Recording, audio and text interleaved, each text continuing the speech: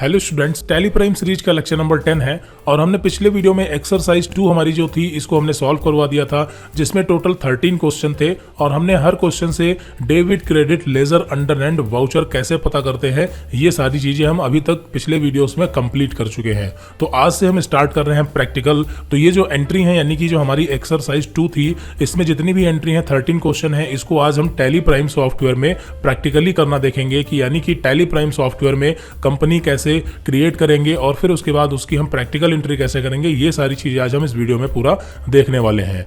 तो फिलहाल यहाँ पर हम बात करते हैं टैली की प्रैक्टिकल एंट्री की। तो यहाँ पर जब आप टैली प्राइम को फर्स्ट टाइम ओपन करेंगे तो कुछ इस तरह से सबसे पहले ये पूछेगा आपसे कि आप एजुकेशन मोड में रखेंगे या फिर अगर आपके पास लाइसेंस है तो आप उसको जो है एक्टिवेट कर सकते हैं या नया लाइसेंस ले सकते हैं। फिलहाल यहाँ पर हम एजुकेशन मोड रखेंगे क्योंकि यहाँ पर अभी हम सीख रहे हैं। और बाकी टैली सॉफ्टवेयर यानी कि टैली प्राइम सॉफ्टवेयर अगर आप परचेज करेंगे तो इसका जो वन टाइम पेमेंट है वो 18,000 रुपये कंप्लीट है सिल्वर का। बाकी इसमें एक गोल्डन होता है, उसके बारे में हम बात करेंगे कभी। फिलहाल अभी यहाँ पर हमें इसे एजुकेशन मोड में लेना है, तो यहाँ पर इसे कंटिन्यू टू एजुकेशन मोड और फिर उसके बाद हमारे सामने जो पहला इंटरफेस होगा वो कुछ इस तरह से होगा, जहां पर टैली प्राइम में सबसे पहले जब इंटरफेस मिलता है तो उसमें हमसे ये पूछता है कि कंपनी ओपन करो कोई भी। क्यों?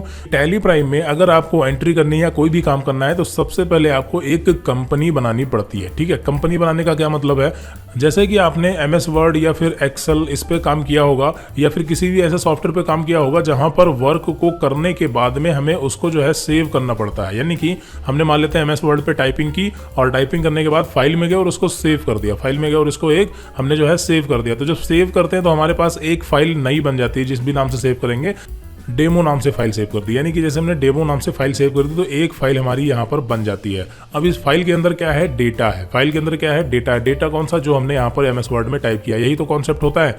यानी हमने टाइपिंग की और उसको सेव कर दिया तो डेमो नाम की एक फाइल बन गई जिसके अंदर ये डेटा है। बिल्कुल वही कॉन्सेप्ट यहाँ टैली में है, लेकिन अंतर यह है कि टैली में सबसे पहले ही आपको जो है कंपनी बना लेनी है। जो कंपनी है ये आपकी एक फाइल है, कंपनी है ये क्या है, आपकी फाइल है। और जब हम इस कंपनी को बनाने के बाद उसमें एंट्री करेंगे तो वो आपका क्या है, डेटा है। सीधी सी बात है, दो चीज़ें हैं। लेकिन यहाँ MS वर्ड में आपको एक चीज़ ये होती है कि आप पहले टाइप कर लें बाद में भी सेव कर सकते हैं, या फिर आप MS वर्ड ओपन करें, पहले फाइल को सेव कर लें बाद में उसमें टाइप करें, वो अलग बात है। मतलब इसमें दोनों चीज़ें हैं।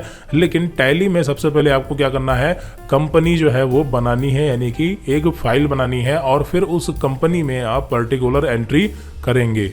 लेकिन यहाँ पर जब हम कंपनी बनाएंगे तो उसमें कई सारी डिटेल जो है वो हम फिल करते हैं कंपनी बनाते समय। ठीक है, तो कंपनी बनाते कैसे हैं तो सबसे पहले बात करते हैं। तो यहाँ पर जैसे ही अगर आप फर्स्ट टाइम टैली ओपन करेंगे तो सबसे पहले आपके सामने यही इंटरफेस होगा। क्यों? क्योंकि टैली प्राइम में जब तक कोई कंपनी ओपन नहीं होगी तब तक आगे आप कोई दूसरे ऑप्शन यूज ही नहीं कर सकते, मतलब उस पर काम ही नहीं कर सकते। ठीक है, तो यहाँ पर सबसे पहले हमें कंपनी क्रिएट करनी है, तो पहला इंटरफेस तो यही मिल जाएगा। और अगर आप में कंपनी एक आध पहले से बनी हुई है तो आप जो है यहाँ से उसको ओपन कर सकते हैं। बाकी कंपनी के लिए स्पेशली ऑप्शन यहाँ पर ऊपर आपको मिल जाएगा, ये देखिए कंपनी, जहाँ से हम बनाते हैं, डिलीट करते हैं, कोई एडिटिंग करनी हो या कंपनी से रिलेटेड जो भी वर्क करना होता है वो सारा हमको जो है इसी कंपनी वाले मेनू में ऑप्शन मिल जाते हैं। ठीक है, फिलहाल अभी तो हम यहाँ से ही कंपनी क्रिएट कर लेंगे, या आप देख रहे होंगे यहाँ पर ये क्रिएट कंपनी। ठीक है, बाकी सारी चीज़ें क्या है, सेलेक्ट कंपनी क्या होता है, ये सब हम अभी देखेंगे थोड़ी देर में। फिलहाल अभी सबसे पहले तो हमारा काम है कंपनी जो है क्रिएट करना, तो यहाँ से हम कंपनी जो है क्रिएट कर लेंगे। तो क्रिएट कंपनी पे यहाँ पर हम एंटर करेंगे और कुछ इस तरह से हमारे सामने यहाँ पर कंपनी क्रिएशन की विंडो होगी, जिसमें सबसे पहले company data path, data path यानी कि जो आपकी कंपनी है ये बन रही है वो उसका एड्रेस क्या है। तो जैसे आपको पता है ना कि MS वर्ड जब हम फाइल को सेव करते हैं तो वो पूछता है कि किस लोकेशन पर आपको फाइल रखनी है, तो वहां पर तो हम डायरेक्टली डेस्कटॉप या दिस PC में जाके D ड्राइव कुछ भी सेलेक्ट करके वहां पर सेव कर देते हैं। लेकिन टैली की बात करें तो टैली में हमें इस तरह से लिखना होता है कि हम कौन से पाथ पर अपनी फाइल को रखना चाहते हैं। ठीक है, तो यहाँ पर C:/ यूजर वाले फोल्डर में, पब्लिक वाले फोल्डर में टैली प्राइम और डेटा वाले फोल्डर के अंदर हमारी ये कंपनी बनेगी। ठीक है, तो हमारी कंपनी कहाँ बन रही है ये आप ऊपर से देख सकते हैं। तो यहाँ पर आप चाहें तो कंपनी का जो पाथ है वो चेंज कर सकते हैं। अगर आप चाहते हैं C ड्राइव में नहीं बल्कि D या E ड्राइव में हमारी कंपनी का डेटा सेव हो तो वो भी आप कर सकते हैं। वो कैसे करेंगे तो वो हम आने वाले वीडियोस में देखेंगे, उसके लिए कोई दिक्कत वाली बात नहीं है। ठीक है, सारी चीजें देखेंगे एक एक चीज, लेकिन अभी यहाँ पर इसको हम स्किप करते हैं, यानी जो एड्रेस डिफॉल्ट सेट है बस उसी को हम रहने देते हैं। ठीक है, तो यहाँ पर हमने एंटर किया और आगे आ गए। अब यहाँ पर हमें कंपनी नेम डालना है। कंपनी नेम यहाँ पर हम कुछ भी डाल सकते हैं, लेकिन एक्चुअल में जो रियल वर्क होता है उसमें कुछ इस तरह से लिखा जाता है। जैसे हमारी कंपनी मान लेते हैं इंस्टीट्यूट है UPCISS, तो यहाँ पर हम कुछ इस तरह से लिखेंगे UPCISS फाइनेंशियल ईयर हमारा जो भी है, ठीक है, मतलब 1 अप्रैल 2021 से स्टार्ट हो रहा है। अगर हम बिजनेस इस फाइनेंशियल ईयर में स्टार्ट कर रहे हैं तो 1 अप्रैल 2021 होगा, ठीक है। फाइनेंशियल ईयर क्या होता है अभी जस्ट हम देखेंगे। तो इस तरह से कंपनी जो है पूरा बनाई जाती है। लेकिन अभी यहाँ पर हम जो है डेमो के लिए बना रहे हैं, मतलब सिंपल सा आपको समझाने के लिए बताएंगे, तो इसलिए किसी भी नाम से बना लेते हैं। डेमो नाम से हमने एक कंपनी बना ली, ठीक है। फिर उसके बाद अगले नंबर पर है इसमें मेलिंग नेम। मेलिंग नेम क्या होता है, तो देखिए मेलिंग नेम का मतलब होता है कि अगर आपकी कंपनी का कोई दूसरा नाम भी है, या जैसे हम बोलते हैं निक नेम, ठीक है, वो भी यहाँ पर हम लिख सकते हैं। या फिर हम ऐसा कर सकते हैं, जैसे कंपनी नेम में हमने लिख दिया UPCISS, तो मेलिंग नेम में हम लिख सकते हैं UPCISS का पूरा नाम, ठीक है, मतलब उत्तर प्रदेश कंप्यूटर इंस्टीट्यूट सेवा समिति, इस तरह से पूरा नाम इसका जो है यहाँ पर हम लिख सकते हैं। तो मेलिंग नेम और कंपनी नेम लगभग दोनों चीज़ें सेम है, बस आप समझ गए होंगे। कंपनी नेम में हम वो रखेंगे जो हमारा ऑफिशियली नेम होगा, और मेलिंग नेम में उसका हम एक तरीके से निक नेम या शॉर्ट नेम या जो रखना चाहें रख सकते हैं। क्लियर है? या दोनों में सेम रखना चाहो आप सेम रख सकते हो, कोई दिक्कत नहीं। फिर बात करते हैं एड्रेस की, तो यहाँ पर जो है हम एड्रेस डालेंगे। तो ये सारी चीज़ें देखिए कंपलसरी नहीं है, लेकिन जब रियल वर्क होता है तो आपको पता है कि सारी चीज़ें कंपलसरी होती हैं। कंपलसरी का मतलब सारी चीज़ें डालनी होती है, तभी आपका जो बिल वगैरह प्रिंट होगा, रिपोर्ट्स जनरेट होंगी, वो उसमें एड्रेस वगैरह जो भी चीज़ें यहाँ से आप भरेंगे वो सारी चीज़ें वहाँ पर भी दिखाई देती हैं, ठीक है। तो इसलिए अभी यहाँ पर हम जो है सीख रहे हैं, तो चाहें तो एड्रेस को स्किप कर सकते हैं, लेकिन फिलहाल यहाँ पर छोटा सा डाल देते हैं UPCI कंप्यूटर एजुकेशन, और यहाँ पर हम एंटर करते हैं। फिर यहाँ पर हमें स्टेट सेलेक्ट करनी है। स्टेट ध्यान रखना आपको सेलेक्ट करनी पड़ेगी, तभी आपकी जो आगे की रिपोर्ट्स वगैरह हैं वो सही से आ पाएंगी, ठीक है। तो यहाँ पर हमने सेलेक्ट कर लिया Uttar Pradesh. Country automatic set हो गई। पिन कोड, तो यहाँ पर हमने पिन कोड डाल दिया। Telephone number, mobile number, fax, email, website, ये सब आप चाहें तो स्किप कर सकते हैं, कोई दिक्कत नहीं, ठीक है। तो यहाँ पर फिलहाल अभी इसको हम छोड़ रहे हैं। इसमें क्या भरना है ये तो आपको पता चल ही गया होगा। एंटर करते हैं। फिर उसके बाद यहाँ पर पूछ रहा है फाइनेंशियल ईयर बिगिनिंग फ्रॉम। अब फाइनेंशियल ईयर क्या होता है इसको समझते हैं। तो देखिए फाइनेंशियल ईयर का मतलब ये होता है कि जो हम टैली में काम करते हैं, यानी जो अकाउंटिंग पीरियड होता है, तो वैसे हम लोगों के लिए जो नया साल स्टार्ट होता है, यानी कि जो हम लोगों के लिए न्यू ईयर स्टार्ट होता है वो 1 जनवरी से स्टार्ट होता है, ठीक है। मतलब न्यू ईयर हम 1 जनवरी को मानते हैं, और ईयर का लास्ट जो डेट होता है वो हम 31 दिसंबर मानते हैं, यानी 31 दिसंबर ये होता है हमारे लिए न्यू ईयर, और ये होता है ईयर का लास्ट डेट। क्लियर है? इसी तरह से हमारा जो अकाउंटिंग पीरियड होता है, जिसको हम अकाउंटिंग पीरियड या फिर फाइनेंशियल ईयर भी कहते हैं, हिंदी में इसको बोलते हैं वित्तीय वर्ष, ठीक है। तो ये जो हमारा होता है इसमें 1 अप्रैल से स्टार्ट होता है, ठीक है, 1 अप्रैल से और 31 मार्च तक, यानी 31/3 तक। अब रही बात ईयर की, तो ईयर आपका जो भी चल रहा हो, जैसे भी 2021 चल रहा है तो 2021 हो गया, और ये यहाँ पर क्या हो जाएगा आपको पता चल गया होगा, 2022 हो जाएगा। अगर हम अभी आज की डेट में यानी 27 अक्टूबर 2021 को बिजनेस स्टार्ट करेंगे, तो इस कंडीशन में हमारा फाइनेंशियल ईयर जो होगा वो 1 अप्रैल लगेगा। समझ आई बात? कैसे लगेगा? जैसे अभी अगर आपसे हम ये पूछें कि अभी चल रहा है 2021, और 2021 का जो न्यू ईयर था, यानी कि जो न्यू ईयर की पहली डेट थी वो क्या थी, आप क्या बताएंगे? बिल्कुल सिंपल सी बात है कि आप 1 जनवरी 2021 बताएंगे कि नहीं बताएंगे? बिल्कुल बताएंगे। जबकि आज तो 27 अक्टूबर है, फिर भी अगर न्यू ईयर की पहली डेट होगी तो यही बताएंगे 1 जनवरी। बस वही उसी तरीके से यहाँ पर अकाउंटिंग पीरियड में अगर आज की डेट की बात करें तो आज तो 27 अक्टूबर यानी 27/10/21 ही है, ध्यान देना। लेकिन जो इसका फाइनेंशियल ईयर होगा वो 1 अप्रैल से स्टार्ट होगा, क्योंकि हमेशा अकाउंटिंग पीरियड यानी कि फाइनेंशियल ईयर 1 अप्रैल से स्टार्ट होता है, और ईयर वही जो उस जहां पर आप होंगे, यानी अगर 27 अक्टूबर की बात करें तो 2021 ही रहेगा।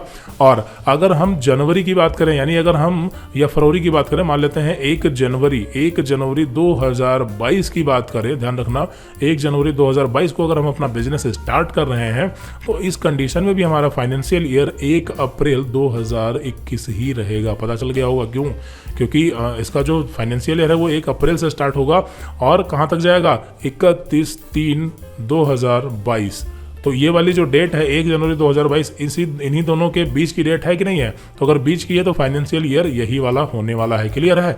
तो आई थिंक फाइनेंशियल ईयर समझ आ गया होगा। कोई दिक्कत है तो कोई दिक्कत नहीं, आगे हम जब कैश स्टडी 1 सॉल्व करेंगे तो ये सारी चीज़ें एक बार डिटेल में फिर से देखेंगे। तो अभी यहाँ पर हम फाइनेंशियल ईयर जो है वो 1/4/2021 सेलेक्ट कर लेते हैं। क्लियर है?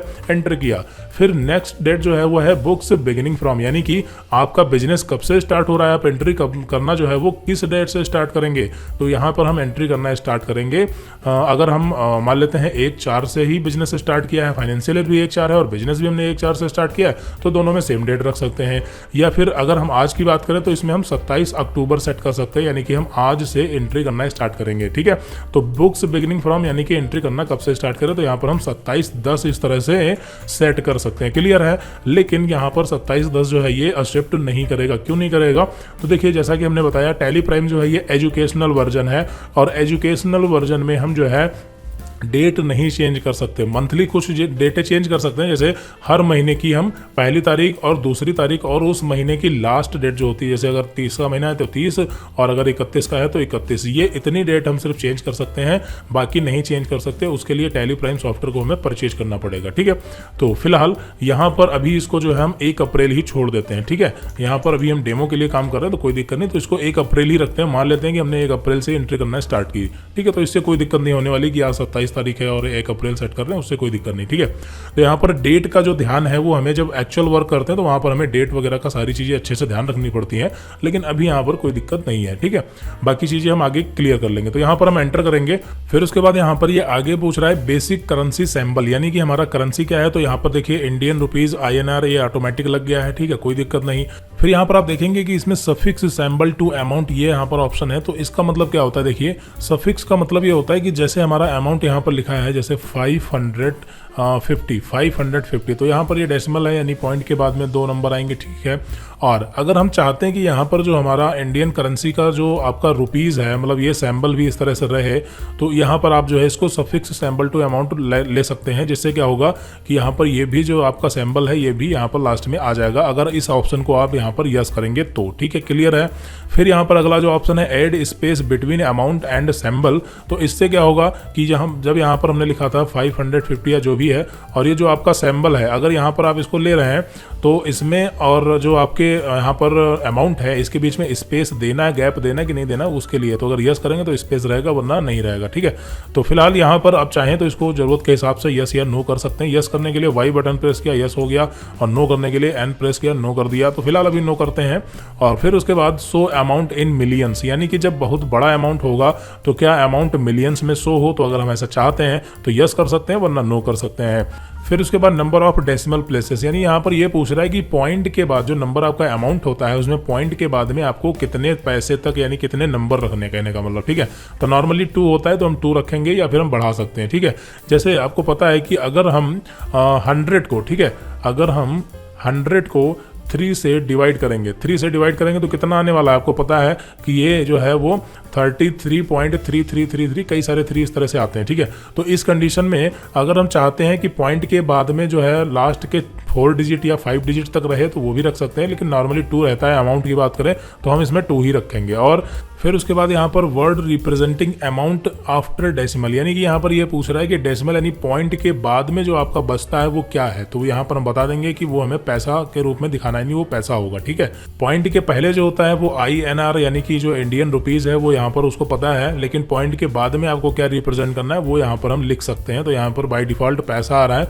तो बस पैसा ही रखना है, बाकी यहाँ पर आप जो रखना चाहें वो टाइप कर सकते हैं सीधे सीधे। ठीक है, फिर उसके बाद यहाँ पर है number of decimal place for amount in word, यानी कि जो आपका पॉइंट के बाद में जो आपके पैसे होंगे उनको जो है वो कहाँ तक जो है वर्ड में कन्वर्ट करना है। तो यहाँ पर हम 2 सेट करेंगे, नॉर्मली 2 ही होता है। जैसे 55 पैसा है तो बस 55 पैसा इतना ही लिख के आए, बाकी आगे ना लिख के आए पूरा ब्यौरा। ठीक है, जैसे यहाँ पर अगर लिख देते हैं, जैसे हमने लिखा 4.01, ठीक है, और 3, तो यहाँ पर ये 0 है और 13 है, यानी कि ये 10 पैसे से भी जो है कम है। इस कंडीशन में ये पूरा ऐसे आना चाहिए कि नहीं? तो वैसे तो आपको पता है कि हमने यहाँ पर नंबर ऑफ डेसिमल प्लेस 2 लगा रखा है, तो ये वैसे ही 4.01 ऐसे हो जाएगा, 3 जो है वो कट जाएगा। ठीक है, राउंड फिगर हो जाएगा। चलिए, तो यहाँ पर ये सारी चीज़ें आपको समझ आ गई होंगी कि कंपनी में जितने भी ऑप्शन है इनका क्या यूज़ है।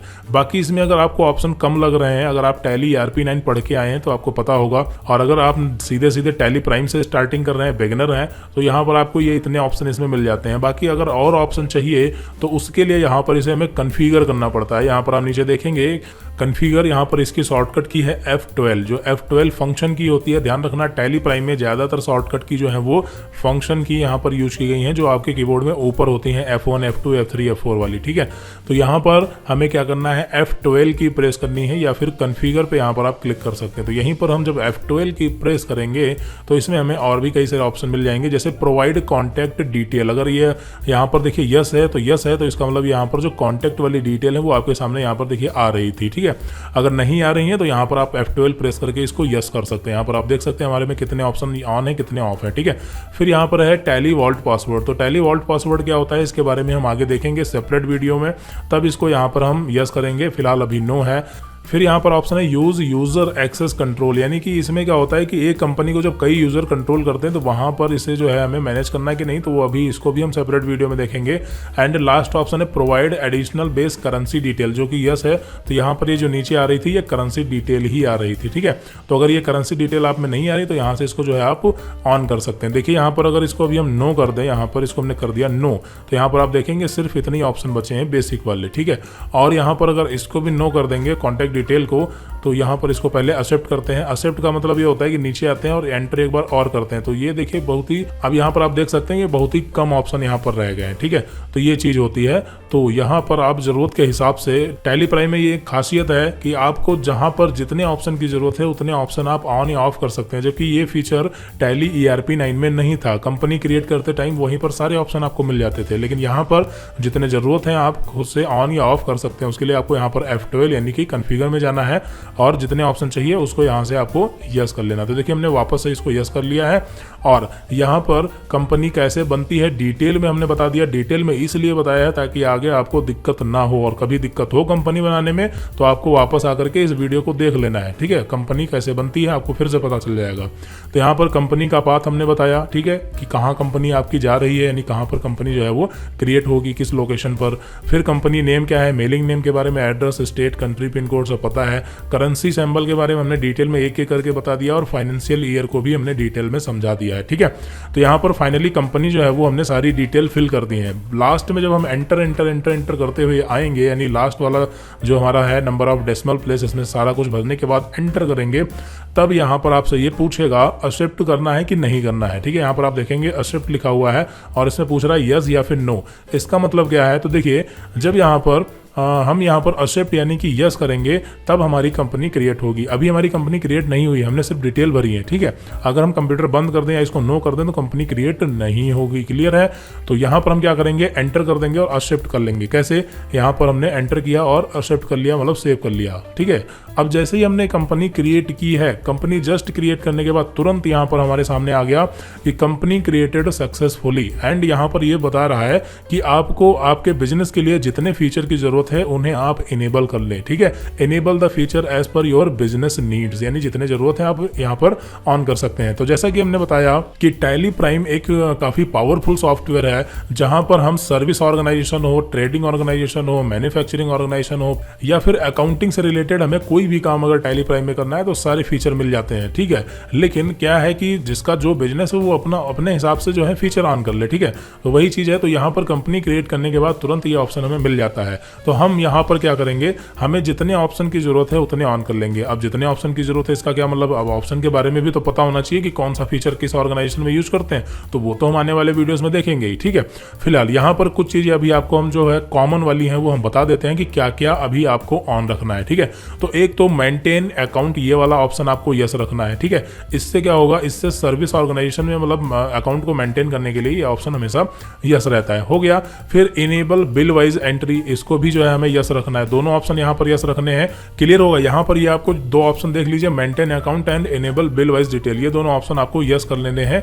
फिर मेंटेन इन्वेंट्री, इसे आप जो है नो कर सकते हैं, ये इन्वेंट्री के लिए होता है। तो अभी तो हम सर्विस ऑर्गेनाइजेशन देखेंगे तो इसकी हमें जरूरत नहीं है, तो ये हमने नो कर दिया। यहाँ पर आप देखेंगे कि ये फीचर जो है ये अकाउंटिंग से रिलेटेड है, ये इन्वेंट्री से रिलेटेड है और ये टैक्सेशन सिस्टम है, ठीक है। तो अभी हमें टैक्स से भी मतलब नहीं है क्योंकि हम GST पढ़ेंगे, लेकिन अभी नहीं, कैश स्टडी 2 में पढ़ेंगे, तो इसको भी हम नो कर देंगे, ठीक है। टैक्सेशन से रिलेटेड भी हमने नो कर दिया और इन्वेंट्री से रिलेटेड भी सारे ऑप्शन नो कर दिए। यहाँ पर अकाउंटिंग में हम सिर्फ जो है अभी मेंटेन अकाउंट्स और इनेबल बिल वाइज एंट्री, इन दो ऑप्शन को यस करेंगे।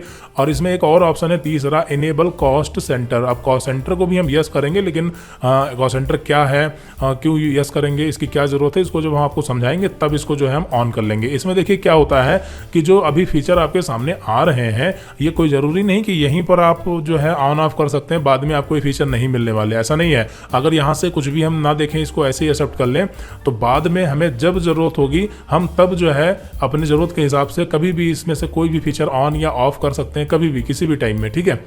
तो फिलहाल आपको पता चल गया होगा कि हम कभी भी इन फीचर को ऑन या ऑफ कर सकते हैं। तो फिलहाल अभी यहाँ पर हम दो ऑप्शन को यस करते हैं, बाकी नो रखते हैं।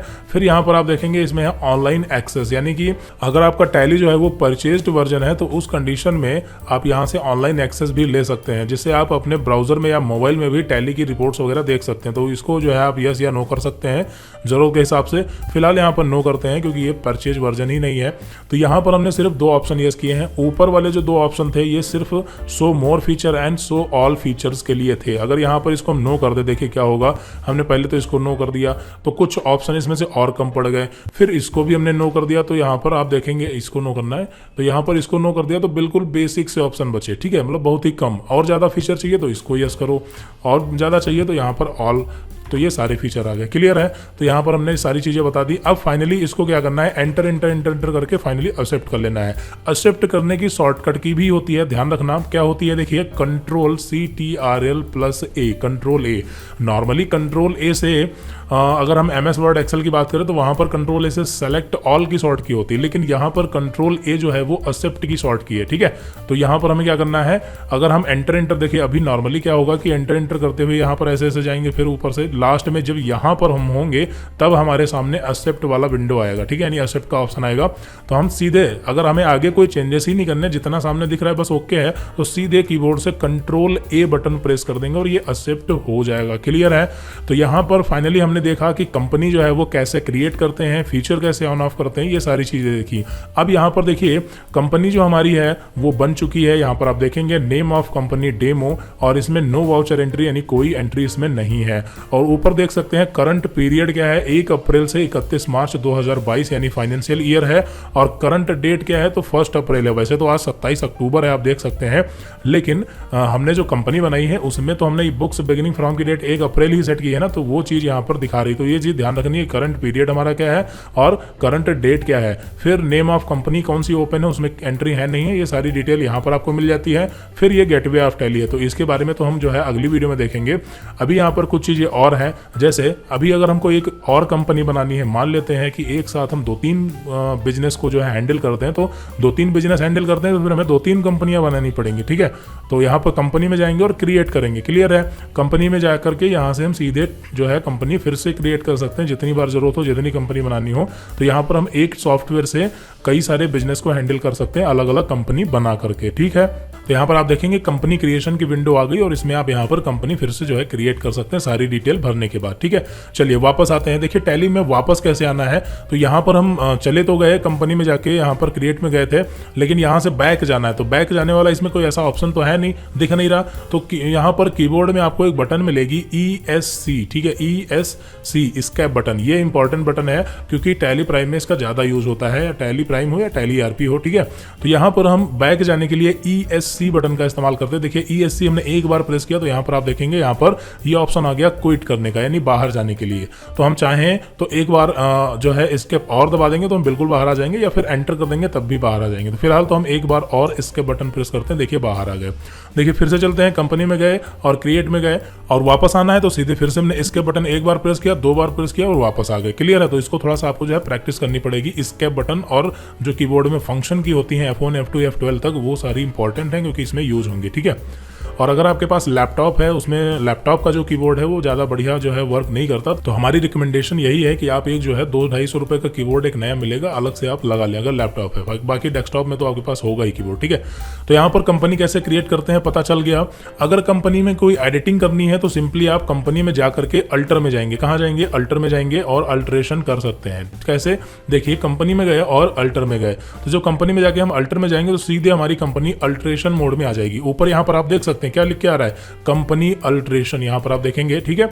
तो कंपनी अल्ट्रेशन मोड में है और अभी हमारे में एक ही कंपनी बनी थी, इसलिए सीधे कंपनी जो है वो अल्ट्रेशन मोड में आ गई। जैसे ही हमने यहाँ पर क्लिक किया था, देखिए कंपनी में गए, अल्टर में गए, तो एक ही कंपनी है इसलिए सीधे अल्टर मोड में आ गई। लेकिन अगर 2-3 कंपनी बनी होती तो वो पूछता कि किस कंपनी को अल्टर करना है, फिर उसको हमें सेलेक्ट करना पड़ता। सेलेक्ट करने का मतलब उस कंपनी पे एंटर बटन दबानी होती, ठीक है। फिलहाल यहाँ पर अब आप चाहें तो इसमें कोई चेंजेस कर सकते हैं। जैसे यहाँ पर हम अगर अपनी वेबसाइट लिखना चाहें तो सीधे यहाँ पर माउस से क्लिक करके डायरेक्ट आ सकते हैं, कोई जरूरी नहीं कि एंटर करते हुए आए, माउस से क्लिक करके आ सकते हैं और यहाँ पर हम अपनी जो वेबसाइट है वो यहाँ पर लिख सकते हैं। तो यहाँ पर हमने अपनी वेबसाइट जो है यहाँ पर डाल दी और डालने के बाद आपको पता है कि हमें एंटर करते हुए लास्ट में आ जाना है। लेकिन अगर हमें बस इतना ही मतलब जो सामने है सब सही है तो सीधे हमने बताया था शॉर्टकट की Ctrl+A बटन प्रेस करेंगे और ये एक्सेप्ट हो जाएगी। तो कंपनी हमारी जो है वो अल्टर हो चुकी है, यानी एडिट हो चुकी है, उसमें हमने अपनी वेबसाइट डाल दी थी। क्लियर है। तो कंपनी क्रिएट कैसे करेंगे, अल्टर कैसे करेंगे, पता चल गया। फिर उसके बाद तीसरे नंबर पर हम बात करते हैं शट कंपनी की, SHUT यानी कि शट डाउन करने की। तो अभी कंपनी जो हमारी है वो करंट टाइम में डेमो वाली ओपन है। ध्यान रखना, हमारी कंपनी क्या है, ओपन है, कोई भी छेड़खानी इसके साथ कर सकता है अगर पासवर्ड वगैरह नहीं लगा रखा है। पासवर्ड कैसे लगाएंगे तो वो तो हमने बताया, सेपरेट वीडियो में देखेंगे। फिलहाल कंपनी हमें क्या करनी है, बंद करनी है। तो कंपनी में जाके इसको हम कर देंगे शट कंपनी। अब ये पूछेगा कौन सी कंपनी, तो एक ही है, तो बस इसको एंटर कर दिया और ये कंपनी हमारी बंद हो गई। क्लियर है। तो देखिए जब कंपनी हमारी बंद है यानी करंट टाइम में टैली प्राइम सॉफ्टवेयर में कोई भी कंपनी ओपन नहीं है, कोई भी नहीं ओपन। इसका क्या मतलब, हमने एक ही कंपनी बनाई और उसको भी कर दिया बंद, तो कोई भी नहीं ओपन है ना। तो ये जब तक कंपनी नहीं ओपन होगी तब तक आप इसके आगे पीछे नहीं जा सकते। या तो आप नई कंपनी यहाँ से क्रिएट करें जैसा कि अभी थोड़ी देर पहले हमने किया था, या फिर एक कंपनी आपके यहाँ पर दिखा रहा है कि ऑलरेडी बनी है, इसको आप जो है ओपन करें। ठीक है। तो यहाँ पर हम इसको कर लेंगे सेलेक्ट। यहाँ पर कंपनी को ओपन करना यानी कि सेलेक्ट करना बोलते हैं। ठीक है, यानी सेलेक्ट कंपनी में जाके कंपनी को ओपन करते हैं। क्लियर हो गया। तो यहाँ पर देखिए अभी करंट टाइम में डेमो वाली कंपनी देखिए फिर से ऑन हो गई यानी ओपन हो गई। और अगर मान लेते हैं 2-4 कंपनियां और बना रखी हैं इसी तरह से और उसमें से कोई और कंपनी दूसरी किसी नाम से है उसको ओपन करना है, तो आप कंपनी में जाके यहाँ से सेलेक्ट में जाएंगे और शॉर्टकट की आप सबके सामने लिखी देख सकते हैं। शॉर्टकट की हमें बताने की जरूरत नहीं है। ठीक है, आप खुद से देख सकते हैं। तो शॉर्ट की क्या है इसकी, देखिए सेलेक्ट कंपनी की Alt F3, इसको यहाँ पर आप प्रेस करेंगे और आप जो है कंपनी को सेलेक्ट कर सकते हैं यानी कि ओपन कर सकते हैं। क्लियर है। तो कंपनी यहाँ पर, तो यहाँ पर अभी तक हम समझ चुके हैं कि कंपनी क्रिएट कैसे करेंगे, अल्टर कैसे करेंगे, सर्ट कैसे करेंगे यानी बंद कैसे करेंगे और वापस ओपन कैसे करेंगे। तो ये सारी चीजें यहाँ पर हमने कंपनी के बारे में डिटेल में इस वीडियो में पूरा कवर किया है। और बाकी यहाँ पर अब हम अगले वीडियो में जो है आपको बताएंगे कि इस कंपनी में जो हमारी एक्सरसाइज थी इसकी एंट्री कैसे करनी है। ठीक है, तो अब अगली वीडियो में हम इसी कंपनी में यानी कि डेमो वाली कंपनी में ये जो हमारी एक्सरसाइज है इसको सीधे यहाँ पर एंट्री करना स्टार्ट करेंगे कि कैसे करनी है। ठीक है, चलिए तो यहाँ पर ये सारी चीज़ें हमने आपको कंप्लीट करवा दी हैं।